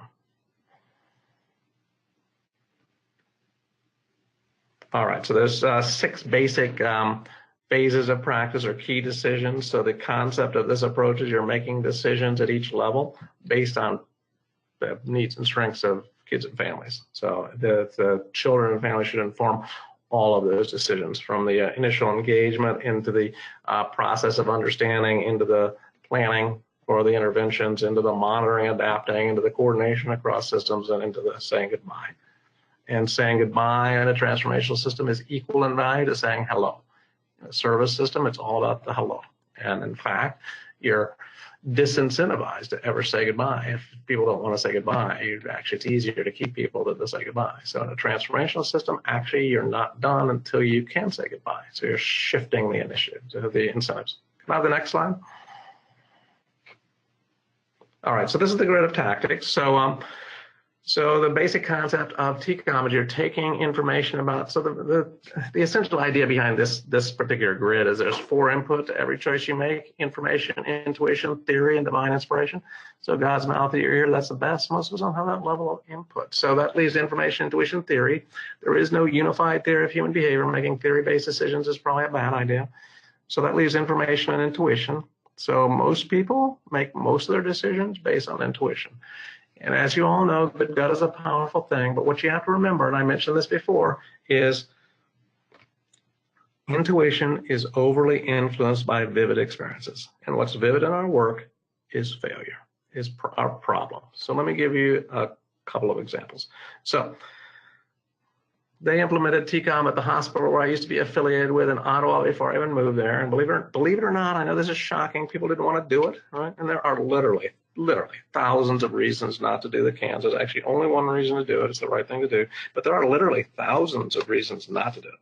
And so their reason not to do it was that they were experienced, right? And they were experienced staff. And the Canadian system is one system. So people don't credential themselves on poor kids so they can work with rich kids. They actually stay on their job. So there were people at the hospital been there for 20 years. And I said, come on, we've been doing this for 20 years. What possible value would it be for us to have a common assessment? We already know our kids. So the clinical director, a smart lady, now she may not be that smart because she married me, but she's pretty smart. She said, okay, I'll make you a bet. If you can predict, if you can identify the top 3 needs of kids coming into the hospital in Eastern Ontario, you've proven that you know your kids, and we won't do this. So here's what I propose. You nominate the top 3 needs. We'll run the cans for 2 months. If you successfully predicted the top 3 needs, you've proven that you know your kids, and we won't do this. So they took that bet. They picked, this is a tertiary care psychiatric hospital. They picked suicide, psychosis, endangered others. Crazy and dangerous. They ran the cans for 2 months. You know what the number 1 need of kids coming into the hospital in Eastern Ontario actually was sleep. So what's vivid, crazy, and dangerous? What's not so vivid? Getting a full night's sleep. Was there any programming for safety? Oh, you bet. Was there any programming for the treatment of major mental illness? Yes, for youth and for parents. Was there any programming for sleep? No, unless you consider Benadryl at bedtime programming. So those of you who ever worked with residential treatment, you know exactly what I'm talking about. Why? Well, the reason why it all got set up that way is because you got together your staff who were experienced, they knew their kids, and like moths aflame, you're drawn to the vivid experiences, and the stuff that's not so vivid, like getting a full night's sleep, goes right under the radar screen. So they actually had to redesign their program to address sleep challenges, which were both sleep hygiene and complex sleep problems secondary to trauma, and our grand experiment of psychotropic medications with kids. So another example, if you're a direct care person, what do you take to your supervisor? Well, problems, right? Because if you're smart at all, you know that the minute you take a problem to your supervisor, guess what? It's not your problem anymore. Now it's your supervisor's problem. And so what do supervisors take to their program directors? Bigger problems. When do program directors come to the agency leadership or the county leadership? Bigger problems. So, because as soon as you communicate that problem up this hierarchy, you remove yourself of responsibility for that problem, right? And so what happens invariably is information and systems that naturally occur about problems. So people at the system level can tell you everything that's wrong with the system, and they're often hard pressed to tell you what's right with the system because they get no information about routine success. Nobody talks about routine success, but we are more successful than we're not. And so we have to figure out a way to communicate to leadership about routine success, because otherwise, if you're making your decisions based on your feel for things, it will be towards risk averse. It'll be towards trying to prevent failure rather than to support success. So the concept of this grid is information is good. There's basically 3 applications for information. Decision supports, what are you going to do? Outcome monitoring, can I do it better? Quality improvement, outcome monitoring, is it working? Quality improvement is, can I do it better? And there's actually ways to score the cans in all of these different grids. And it's different for different applications. So I always joke that there's one answer to every single question when it comes to the cans, and that is, it depends, right? And so if you ask the question, how do you score the cans? Well, it depends. And it depends on this. On this grid tells you how you score it. There's always a how it depends, but it's a very flexible, very conceptual approach. It's not a measure in the traditional sense. It's an information age measure. So I don't know if you have thought about this, but psychometric theory was invented before computers were invented. And a lot of the assumptions and the approaches in psychometric theory were designed for computational convenience because people had challenges. It took an entire 3 months to do a correlation matrix, and so they actually created strategies that made it simple to do these things pre-computer. So we now have, I would bet everybody on this call realizes that the world is different now in terms of how we understand information. So shouldn't we update how we approach measurement to capture the fact that the information age is fundamentally different than 1896 when psychometric theory was first initiated. So that's the idea. So how do you actually use information? Well, you use information flexibly. You don't have one single score doesn't tell you much, to be honest with you. But patterns of scores, that tells you an enormous amount. So you have way more flexibility. And the way you think about the cans is designed at the item level. So each item is reliable and valid on its own. So I'm a little bit, and I can't see my slides. I'm not sure exactly what the next slide is, but if you can just go there, we can, I'll just go with it. All right, next slide. We might be skipping a few because I wanted to show you some data. Next slide. So this, I'm just to show you this slide and talk a little bit. There's the cans, right? But there's also, we've developed a bunch of other supports for how you actually do this approach. So if you want to, so you can view it as a mandate, right, that you have to do, but you could view it as an opportunity to learn how to help your system become more effective. So there's a large number of tools you can have, they're free. So if I can back up and just make a comment, I don't typically talk about this, but since, you know, I know that there's letters circulating around California claiming that I'm some sort of false prophet who's enriching myself on the back of poor kids, I just want everybody on this call to understand that I don't make a single penny from any new implementation. I'm a salaried employee of Chapin Hall. Everybody in our group are salaried employees. Nobody makes a penny from an implementation, and we give all our products away. So you can have them, they're free. So you can call me a false prophet if you want, but you can't say, I'm making myself rich on the back of poor kids, my car is 10 years old. So anyway, that's just to make that point. And I don't typically talk about that, but I feel I have to in California just because of the nasty rumors that somebody's spreading about me.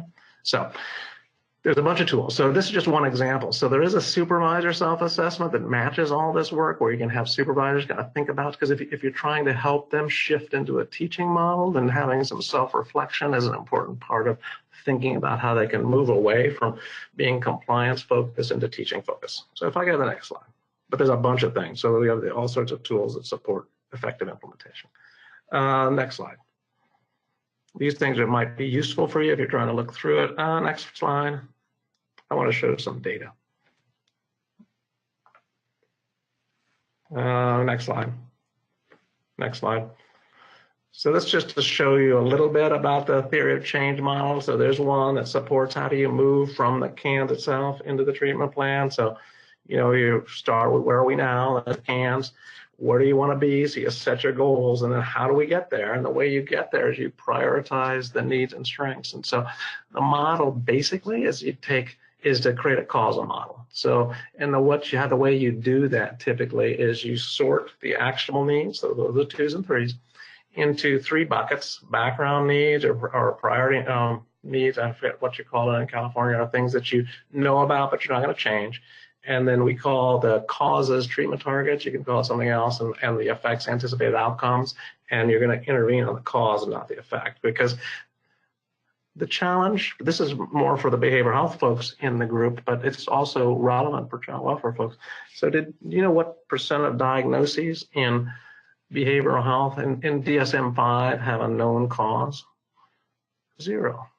Do you know what % of effective practices have a theory of cause? 100%. So everything that works has a theory, but none of those theories have actually been tied to the development of the psychopathology that it's intended to treat. Why? Well, I think the primary reason is that sometimes behavioral health symptoms are a cause and sometimes they're an effect. So sometimes anxiety causes problems with school performance, and sometimes school performance causes problems with anxiety. In the first case, you treat the anxiety. In the second case, you treat the school performance. You need to understand the cause and not the effect. All right, next slide. If I could have the next slide, that'd be great. Okay, so this is the case flow. So this is just for your information. Next slide. This is just an example. If I could have the next slide. Yeah, and again, an example to help you see it. Next slide. I'm not going to talk about it on the call. Next slide. I just thought you might benefit from seeing examples if you wanted to work through it. The next slide. So just to show you, it's a fairly well thought out model of how you think about case planning within that. So the next slide. And the next slide. And the next slide. And the next slide. Keep going until you hit a data slide. All right, here we go. So what we're trying to do is give you some tools to support using information to guide practice, and there's a learning curve for that too. Just like sometimes it's going to be a process for direct care folks to learn how to do collaborative assessment processes. Sometimes it's a process for leadership to learn how to use information, particularly child-specific information, specific clinical information to guide decision making at the management level. So it's a process. So anyway, next slide. So this is an example of an individual level progress report that people use. So this is 3 different cans. And so if you look at this, if we're doing this interactively, I'd ask you to think of what's happening, and what you see, actually family functioning got better pretty quickly at the bottom. It went from a 2 down to a 1 with the first reassessment. And by the way, when you do a reassessment of the cans, you're not redoing the cans, you're simply checking in on it, because if you're working with somebody, you already know the story, and so you're just updating the story. So a follow-up cans is extremely easy to do. An initial cans is pretty easy to do once you know what it is, but a follow-up is extreme. It takes you maybe 5 minutes, right? Because you're just updating the story based on what's changed, what's newly identified, and so forth. So in this particular example, most things are getting better, but you see that kind of relapse on social functioning. It got better and it got worse. So the question is, what happened? And in this particular example, we know this case. What happened is this young man's best friend started to bully him. So they went through a grade transition. He started, and the friends switched sides, if you will, and started to bully that young guy. And it's caused a little bit of a relapse in their social functioning. So then use that in supervision to say, okay, ask the question, what's going on in this case? Why did this happen? And then have the conversation, identify what the cause is. All right, next slide.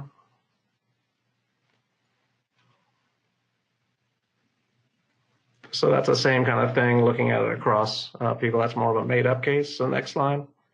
Just give you an idea of so this is actually from Northwestern University. So some people create kind of clever, easy to understand for younger kids. So this is kind of a thumbs up, thumbs down kind of approach to say, are you improving or not? So on different items. So next slide. Just so you know, in collaborative, there's a whole bunch of stuff. You don't have to use the stuff that necessarily gets distributed by Praed or Chapin Hall. There's, literally thousands of people who are doing different kinds of stuff that you might want to look at.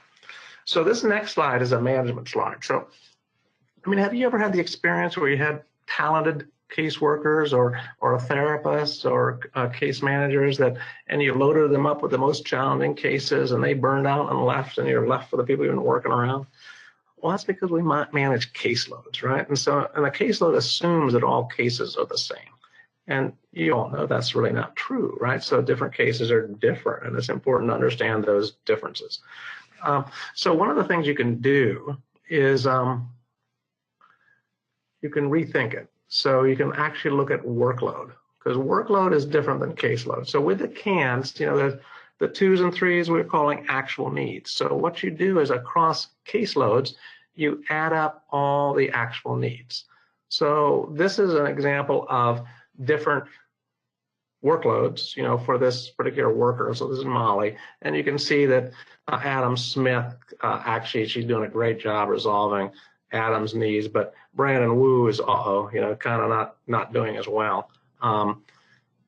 Now this is across supervisors. This next slide, this is the next one, is important because it's the concept here. Is let me give you a simple example. So let's say you've got 2 caseworkers, and one of them has a caseload of 15, and the other has a caseload of 10. Who gets the new case? Well, of course, the person with a caseload of 10. What if you looked at their workload, and the person with a workload of 10, the person with a caseload of 10 actually had a workload of 120. So in other words, on average, their cases had 12 actual needs. But the person with a caseload of 15 had a workload of 30. So in other words, on average, their cases had 2 actual needs. in that model, who gets the next case? Well, the person with 15, of course, because they're not having to work very hard because maybe they've been hanging on to cases to keep their caseloads filled up when they should be saying goodbye to take on a more challenging case. So you're using workload to create some incentives for people to say goodbye when people no longer benefit from our help. All right. Okay, next slide.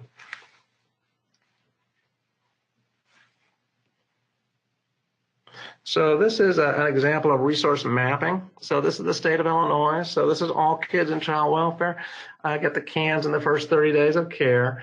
And this is the blue pixels are the physical location in foster care of children who have at least one actual need on any of the behavioral and emotional needs. So these are children that you could argue would benefit from referral to a behavioral health specialist. So go to the next slide. So this is now an overlay. So the red dots are the physical location. Oops, go ahead. The physical location. Go back one slide. Oh no, this is the physical location. It's kind of coming up funky on the PowerPoint. You can't see it so clearly. Can you go back a slide? There you go. All right. So this is the slide I was looking for. This is those red dots. That's the physical location of clinics of providers who are willing to accept Medicaid in Illinois to treat kids in child welfare who have a behavioral health need. So you begin to see the problems, right? So that upper right corner, that's Chicago. There appear to be more providers in Chicago than there are kids, right? But look down in Fayette County in the middle of the state on the southern half. There's a lot of kids, but no providers, right? Randolph County, same. White County, that's just a little off, right? So Berrien County up there too, right? So it shows you where your problems are. So that this is a true gap analysis where you're taking what are the needs of the kids and where are our providers, and actually my colleague Mike Steele, who's the guy who did this particular geomapping, he also did an analysis that showed the distance between the front door of the foster home and the front door of the clinic, that physical distance, predicted clinical outcomes. So that's important, right? Because if you want to optimize effectiveness, you need to make sure you generate that level of convenience of that's access, right? So, and you can, with geomapping, you can factor in traffic patterns. So it doesn't necessarily, so sometimes like if you live in LA, it's the traffic. It's not necessarily the physical distance, it's the actual travel time. So you can factor that in, and geomapping is very cool. So you can really see what is true access for people, etc. All right. So if I go to the next slide, the one following that. Okay. So this is a program level outcome analysis with the CANS to show you. So this is all kids in residential treatment in Illinois. So that first column, the presenting, are the percentage of youth at admission who have a 2 or a 3 on each of those behavioral health needs. So 60.2% of kids coming into residential treatment in Illinois during this period of time had an actual anger problem. Now, you know, I've been at this for 35 years plus. When I first started, the holy trilogy of children's behavioral health was depression, impulsivity, and oppositionality. Now anger beats them all. So I don't know what's going on, but I suspect we have an anger epidemic in our culture. You know, when's the last time you haven't heard of politicians having a fight for you? I mean, perhaps we should learn to get along better. But anyway, so anger is almost always number one. You'll see the holy trilogy right down there at about 50%. But notice that adjustment to trauma is creeping up and joining that crowd up at the top in terms of the most common presenting. Hang on to that number, we'll come back to it. So the next number is of the kids who come in with a 2 or 3, what percentage leave with a 0 or 1? So we call that resolve, that's a cure, right? So 47.1% of kids who are angry at admission leave without that as an actual need. Notice that the biggest, that's not very good, right? That's kind of a coin flip, but notice psychosis. That's huge, right? That's great. That's because actually this phenomenon is 2 things. One is good medication management, but the other is severe PTSD oftentimes have symptoms of psychosis, you know, the dissociative kind of symptoms, like, you know, the visions of the abuser coming into your bedroom as you're falling asleep. If you successfully treat severe PTSD, the first thing that goes away are those psychotic-like symptoms. And that's really what you're seeing is the kids are moving from a 3 to a 2 on adjustment to trauma, they oftentimes have an actual psychosis, and that resolves itself with effective treatment of trauma.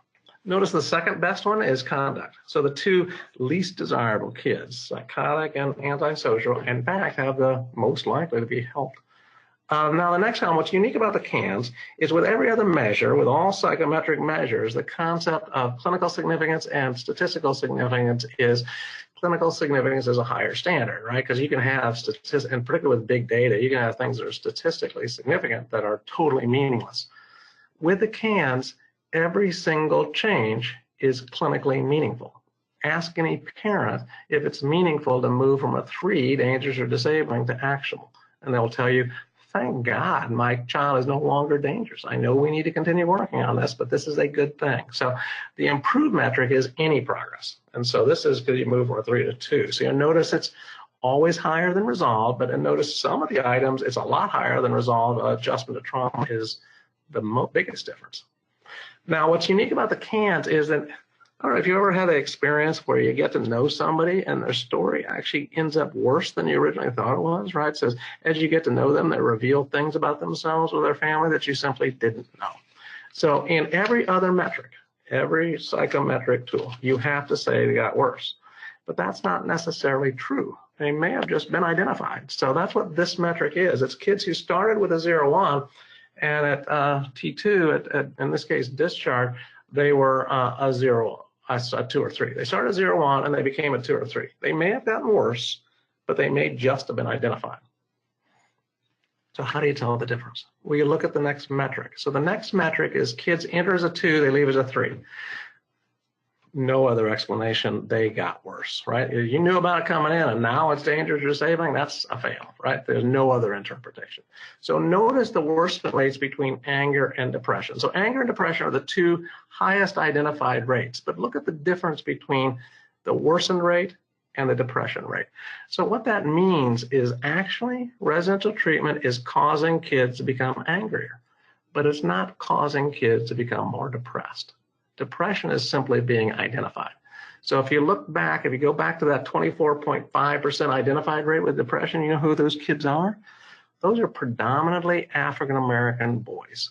And what's happening is in the community, there's a disparity. And that disparity is kids in the minority, particularly African-American boys, are over-identified as having disruptive behavior disorders when actually they have an acting out depression. And so there's some research that shows that if you lock up antisocial kids, they become depressed. We don't think that's what's happening. We think what's happening is you get to know acting out kids. You actually learn that they have an agitated depression where they're acting out. And we know that the first thing that happened when you successfully treat depression in depressed and delinquent young people is the first thing that resolves themselves is delinquency. And so you see that that's the conduct outcome. That's why you have that high outcome in conduct, is because you've identified now, oh, wait a minute, this is actually depression. We're treating that, and look what's happening. They're becoming less antisocial. The last column that's youth specific is transitioning. So that's as they leave, what's the percentage that are 2s and 3s. So that gives you your aftercare planning strategy. What do you need to do, work on next? And then the last column is not a youth-specific metric. It's a child-specific metric. It's called net gain. So it's basically the presenting minus the percent transitioning divided by the percent presenting. So what percentage of kids who present leave without it? So that's the metric. So you'll notice that there's not impressive numbers here. So you're not really saying residential treatment resolves behavioral health needs. And in fact, you look at substance use, it's like, what's the point, right? It's not moving the dial much at all on substance use. So does that mean residential treatment has no value? No, actually, that's not what it means. It has limited value on behavioral health, but what's the actual value of residential treatment? If you go to the next slide, I'll show you.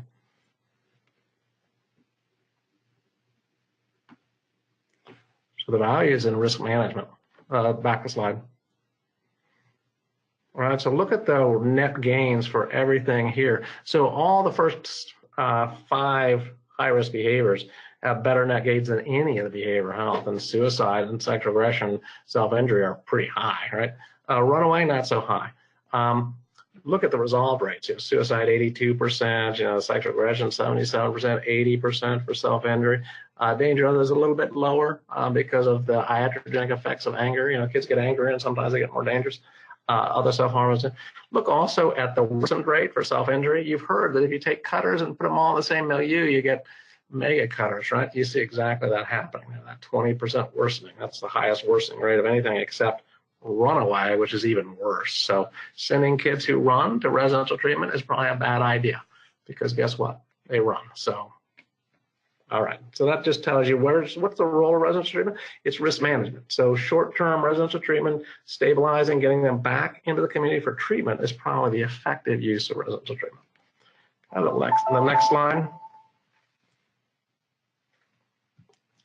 So this is god awful unless you're statistophilic. You have no love for this particular slide, but it's actually a useful slide. So I'm betting that even if it's through a post-traumatic haze, you might remember from high school algebra how many points does it take to make a line? Well, 2. And the reason why statisticians love lines is there's 2 characteristics for every line that tells you the location of every single observation on that line. And those 2 points are, so 2 characteristics are the slope of the intercept. So this, now I'm sure you said at the time, I'm never going to use this crap again. Well, you know, I'm going to make a liar out of you. That crap is useful to you because the intercept is a point at entry. That's admission. And the slope is the rate of recovery. Those are really useful metrics. So that what this particular analysis is it's taking, so because once you create a line, if you have more than 2 observations, you can create a line. Once you have a line, you can look at movement in the system, and you can actually model the system from an outcomes perspective. So that's what this is. This is child welfare in Illinois using a CAN. So everybody gets a CAN. So they're looking before and after they enter different kind of placements. And you can do this in all sorts of different ways. So this is by placement. So notice the very top line. You have residential treatment, and so that's escalating. Kids are getting worse. They go into residential treatment. They start to get better, and notice there's a bit of an asymptote, right? The efficiency of residential treatment falls off after about 6 months. Okay. Now, but the 2 graphs I want to highlight is the graph ILO, that's independent living. So find ILO, and then also find TLP. So ILO is just the straight X, and TLP is the X with the shaded box around it. So those are both independent living kinds of interventions, but ILO is strictly, you know, here's an apartment, here's the keys, good luck. And TLP is supported, right? So look at ILO. So it's a major step down. Kids are getting way better. Then you give them the keys to their apartment. That's year 0. You get the key, they get their apartment, and look what happens right after. Oops, it reminds me of my first year of college, right? Oops. So things got worse, and then they start to get better, right? So, but there's that kind of bump up. Look at TLP. It's a more gentle step down, and the Illinois used algorithms here in terms of deciding placement. So you can see that kids in TLP were higher need at admission, right, at time 0. They're higher need. They were less of a step down, but also notice they have less of a bump because they're supported there. And look at the most interesting part of this graph. Look at the efficiency of TLP from 6 months to 2 years. By 18 months, actually, well, you know, by just about 21 months, even though kids and youth in TLP started at a much higher needs, by 21 months, they're actually lower need on average than kids who are still in ILOs, which does suggest that, you know, 24 is the new 18, and kids need support in that transition. And if you support them, that's the most efficient way of helping their well-being improve. So that's kind of where I wanted to stop and open it up for any kinds of questioning. I need to take about a 1-minute break. I'll be right back. But if people have questions, they can just put them in the chat line. I'm happy to address anything that's come up.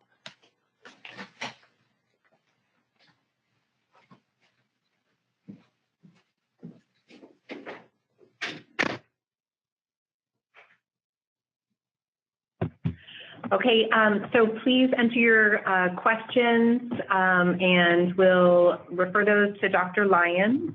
I have seen so far the question requesting an explanation of communometric, and then also wanting to revisit the case planning and also having oversight and accountability for CANs being used in a collaborative and consensus-based way.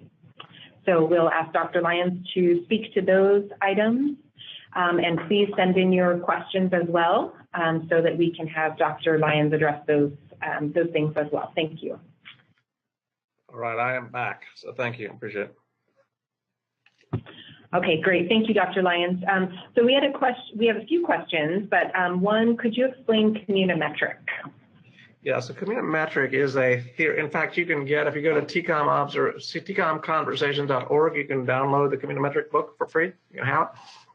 It's a theory of measurement that's based on communication theory. So the basic difference between communimetrics and psychometrics is you select items in psychometric theory based on their relationship with other items. So you're using statistical relationships among items to select items. In communimetrics, you're selecting items based on their meaning to the work. So you're building in, you're starting with what are the key common themes that we need to understand, so that you're designing the tool to make sense from a communication perspective, as opposed to picking items that are correlated at a certain level with other items. So it's a different approach to measurement. It comes out of clinometrics. So clinometrics, the most famous clinometric measure is the APGAR. So physicians got frustrated with psychometric measurement because they couldn't understand what it meant. So they created the first clinometric measure, which is just a simple number to be the well-being of youth at birth, and almost everybody in the world in obstetrics uses that to assess the well-being of newborns in the first 5 minutes of life. So, but the communimetrics is an extension of that into the action levels and into the theory of post-triangulation measurement. So. Happy to give you the book. If you can't find it on the tcomconversation.org, we're happy to send you the book. You can go read it if you want. It's particularly useful if you have a 2 or a 3 on sleep.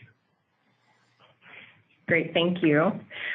So we'll send that link out as a response to the question. So another question for you is, how do you have oversight or accountability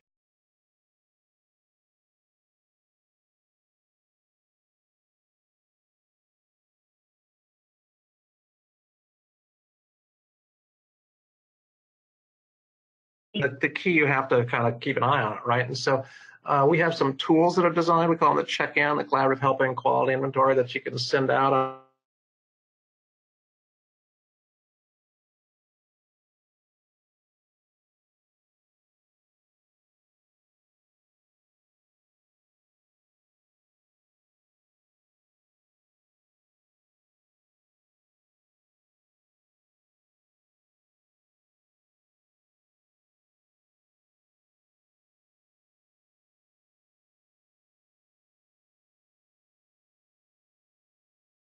Whether or not different people's experience was collaborative. And you can do that kind of surveying to any partners in a CFT kind of process. And that's really the main way people do it. So you embed it in the training. But as you all know, you can train somebody, but that doesn't necessarily mean you do it, because you have to kind of then monitor and practice. Supervisors are in the best position to kind of encourage that kind of collaborative practice. But there also is oversight mechanisms that anybody can have. We'll send it to you. You can use it if you want. Great, thank you. And then can you talk some about case planning and the role of supervisors and managers there? Yeah, so I think supervisors are so one of the things that we run into a problem with is that since a lot of teaching in graduate school has shifted into evidence-based practices, and evidence-based practices have baked in theories of change, that sometimes people come out of school without ever, I mean, I'm old, so I say it's a formulation, without ever having to really develop a theory of change. And so it takes some practice to figure out how to do that. So I think supervisors are important in terms of helping that happen, to help. And so oftentimes people sit with new staff and teach them how to do a theory of change, right? How do you actually think through this? How do you actually do that? There's some additional aids that have been developed in California, the Y wheel and so forth, to help with that process, that some supervisors embed in their supervision to teach people how to do theories of change. And then managers sort of need to keep supervisors on that. So the management level really, ideally, is monitoring the supervisors to make sure it's consistent with that same kind of notion of collaborative assessment and using information, et cetera. So that's how we think about it. And oftentimes it's using data to actually manage to talk to supervisors, to talk to staff around that process.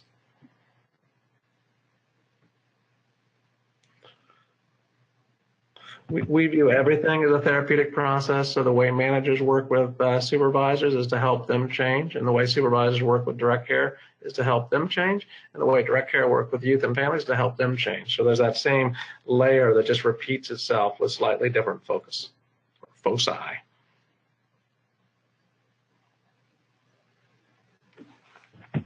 Great, thank you. Any other questions for Dr. Lyons? And what I brought up on the screen are just the case planning questions for supervision.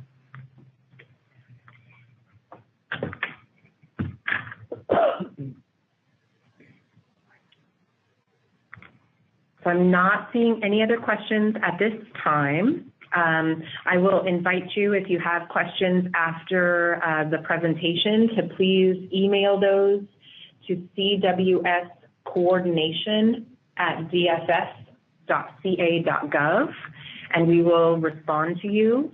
Also invite you to attend our bi-weekly CANS implementation technical assistance calls. Those are every other Wednesday from 2 to 3 p.m.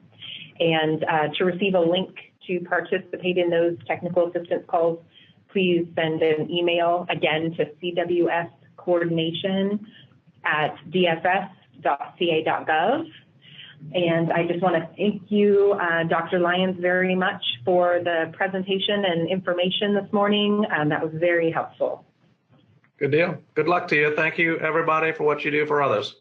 So you're the kind of folks that make the world go round. So thank you for that.